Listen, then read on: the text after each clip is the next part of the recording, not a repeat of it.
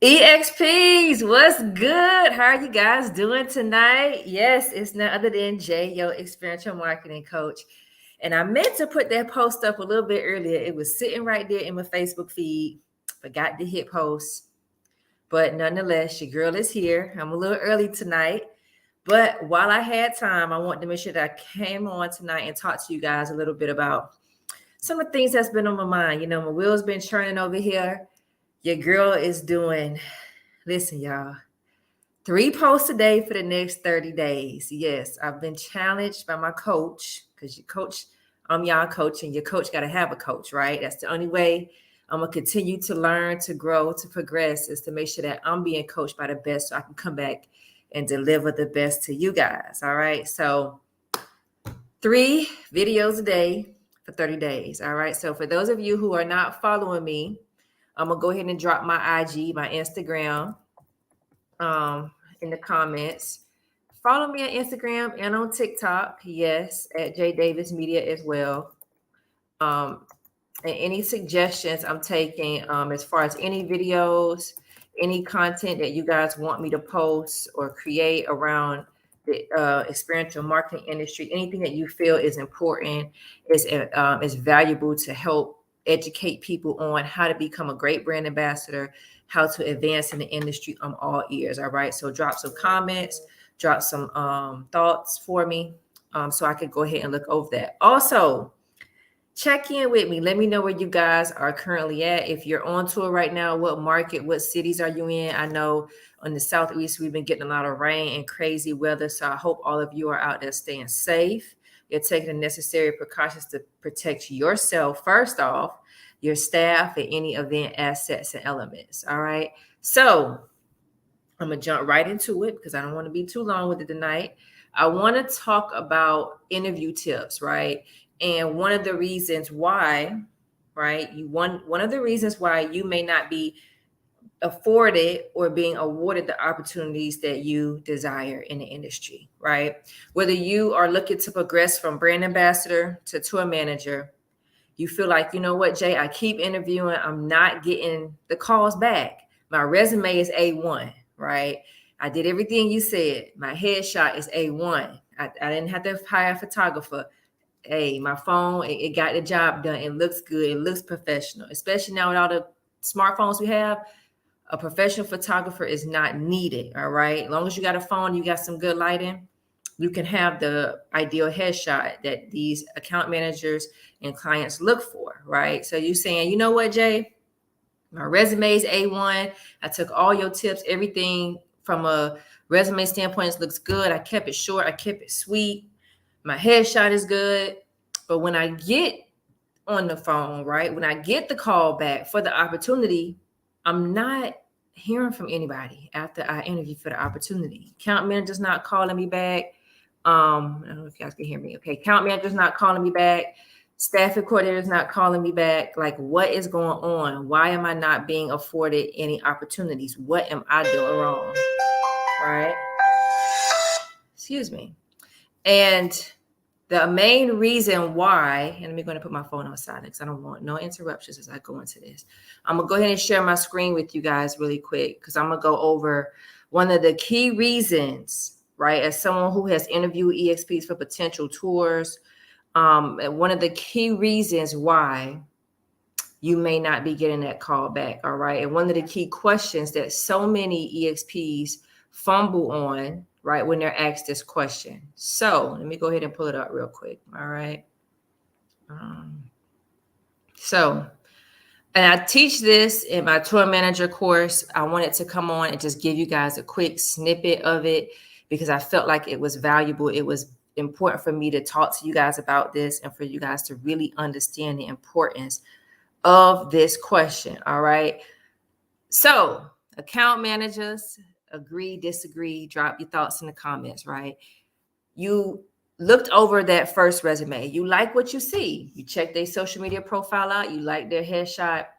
But now it's time to interview them. And you got them on the phone and you want to make sure that that resume, that everything you saw on that resume, it lines up with who they say they are as an individual. right? And EXPs, correct me if I'm wrong, right? But when you are interviewing for opportunities, the account manager, the staffing coordinator, they're fishing, right? They got you on the phone, so you've made it past that point. But now they're trying to see, okay, does everything line up? Is this person, do I vibe with their energy, with their personality? Do I feel like they are a great fit to execute this program? All right. So I'm going to talk to the individuals that are looking to progress from product specialist, brand ambassador. You've been doing that for a while, and now you're like, okay, Jay, I'm ready to move into tour management or in-market management experiences. How can I get those opportunities, right? This is the question that so many EXPs fumbled on, right? This question right here. Tell me a little bit about your experience as a tour manager, or tell me a little bit about your experience as a brand ambassador or an experiential marketing professional. This is the question that account managers and staffing coordinators ask because they are fishing. 3 common mistakes, and this coming off the dome, y'all. I didn't write nothing down, all right? First thing, you're nervous, right? And they can hear it in your voice. Hi. It's breaking up. It's shattery. You're nervous. That can be felt and can be sensed by the account manager or staffing coordinator when they're talking to you, right? Because you don't know how to answer that question properly. Second type of person that answers this question, you get long-winded. So not only do you tell me about I got short version here, right?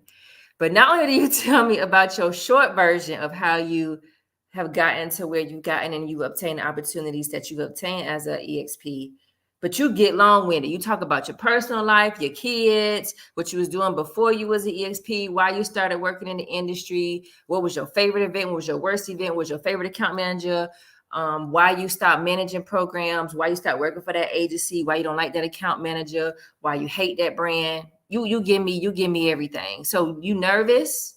That's the first personality we get, right? Second is you get long-winded. And the third type of person is you don't say nothing at all. Everything that you give answers to is one word answers.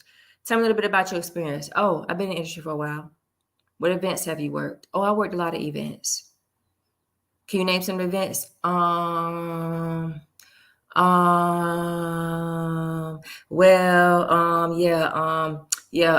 like, well, because, like I actually been, just been, you talking in circles, right? You talking in circles, which is a red flag. I'm writing this down, because your resume doesn't match what you say you've done when you get on the phone for the interview. It has to make sense. All right. So nervous, for my nervous EXPs, this is where practicing comes into play. All right. Role play in the mirror, role play with family, friends, with your spouse. Have them ask you this question and you answer it numerous times. Now, of course, when you get on the phone with the account manager, staffing coordinator, you don't want to sound scripted, right? You don't want to sound like you're reading from a paper or a teleprompter. You want to sound natural. You want to sound casual, just like I'm talking to you guys here, right? But you want to make sure that you got your mind, I don't want to say visual, but your script memorized in your head, and you can convey that in a way which speaks to who you are. Okay, that's for my nervous people. For my long-winded people, you got to practice too, but you have to practice making sure that you're able to say everything that you need to say in 1 minute or less. Remember, we in the world of Instagram. People got short attention spans. They strolling through their phones so fast. People barely read anymore. So if they're barely reading, if everybody has become a visual, right, and they're barely reading things, what makes you think that they're going to be able to sit and listen to you, right, for over a minute or so? So with that being said, my long-winded people, get straight to the point. Hey, my name is Jay. I've been in the industry. This is what I've done. This is what I've been able to do. These are the type of programs I've managed. And this is why I would be a great fit for this program. Write that out before and practice that prior. All right, because you don't want to get too long-winded and you don't want to go off in a tangent. Let me clean my screen. You don't want to go off in a tangent and be talking about things that are irrelevant to the actual event in which you're applying for. All right. And for my people that talk in circles that say nothing, right? Two things. My people that say nothing, you got to say something. All right. You got to speak up. So if your experience matches what's on your resume, then you got to step out of your shell, because if you work in this industry, you can be an introvert in some way, shape, or form, but you are engaging and interacting with people. So you got to be able to bring that same type of energy when you are talking to an account manager, a staffing coordinator. If you can't do that with them, especially now we're in the world of Zoom, how can they be confident that you're going to be able to deliver that on site when you're interacting and engaging with consumers, or more importantly, when they introduce you to their client for the program?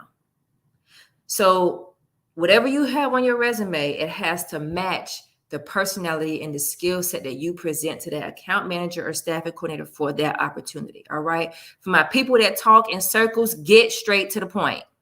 You like the long-winded people, but you talking about nothing. You just talking about the one event or the one tour that you've executed. Again, do you have the relevant and the necessary experience? If you out here plagiarizing, stealing people's resumes and doing all of that, believe me, a good account manager, a staffing coordinator is going to be able to pick up on that when they get you on the phone for an interview, and it's going to show them that you are not truly qualified for the position. And quite frankly, if you come off nervous and long-winded, you might be qualified. You might have all the experience. But again, how you answer that first question is so important. All right. It is essential. So I got some tips here. And I'm gonna go over it really quick because I don't want to be too long with you guys. I'm starting to learn how to give you guys short, quick hitters. All right, because your girl ain't trying to be long-winded on here. All right, short, quick hitters. Make sure you tell a short version of your story and rise in the industry. All right, show your personality. Okay, let me go back. Oh shoot, let me go back. Show your personality. All right, and make sure you always smiling. When you're smiling, when you're engaging, it shows the account managers and staffing coordinators, it takes the ease off. It shows a little bit of your personality, because of course they can't meet you physically until you get to that point and you're awarded the opportunity and they bring you in for training. So this and your social media is really the only way they get a feel for your personality. So you always want to be smiling. You always want to show your personality. All right.